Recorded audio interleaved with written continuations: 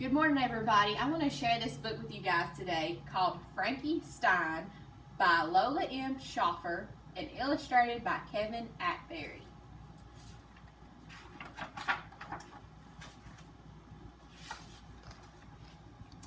Frankie Stein came into the world on a bright, sunny day. "Our son," announced his proud parents, and they rushed to his side. "Oh my," said his mother, "he's cute." "Why doesn't he look scary like us?" asked his father. "I don't know," said his mother, "but with our help, I'm sure he will." Mr. and Mrs. Frankie Stein showered their son with scariness. They made faces at him, they shouted boo and gotcha, and every night they read him stories by candlelight.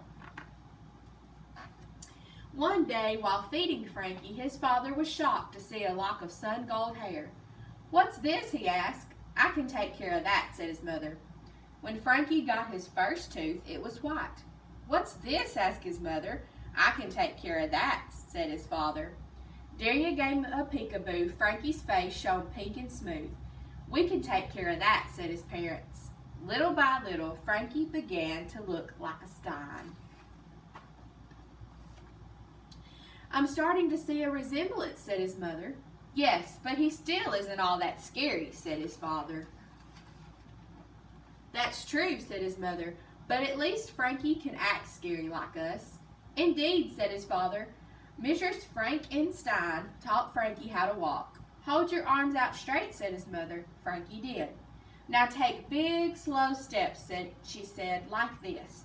Frankie tried. He really did, but his walk was more of a bounce. Mr. Frankenstein taught Frankie how to moan. "Open your mouth wide," said his father. Frankie did.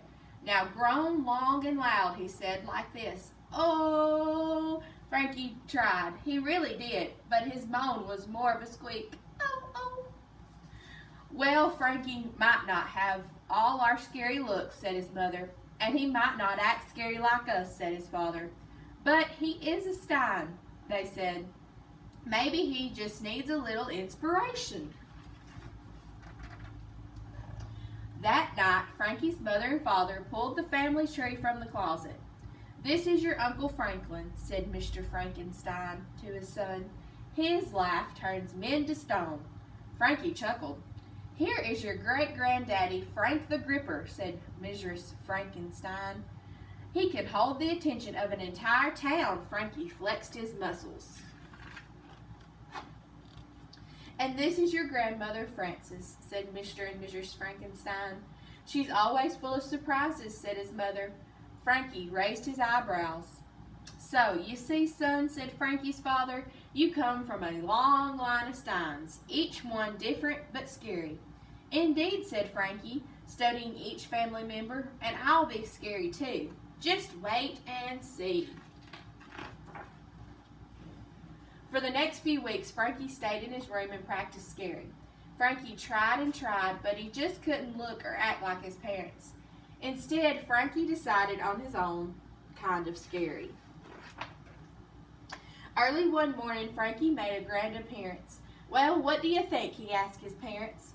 "Horrifying!" yelled his mother and father. They threw their hands in front of their faces. "If you think that's scary," said Frankie, "watch this." He wrapped his arms around his parents and hugged them tight. "Spine-tingling," blurted Mr. and Mrs. Frankenstein between gasps. Then Frankie leaned close and gave them each a big, lip-smacking kiss. Mr. and Mrs. Frankenstein clutched their hearts. "Scary!" they shrieked, and they fainted dead away. From that day forward, Frankie Stein was considered the scariest Stein of all. Until Francie Stein came into the world. The end.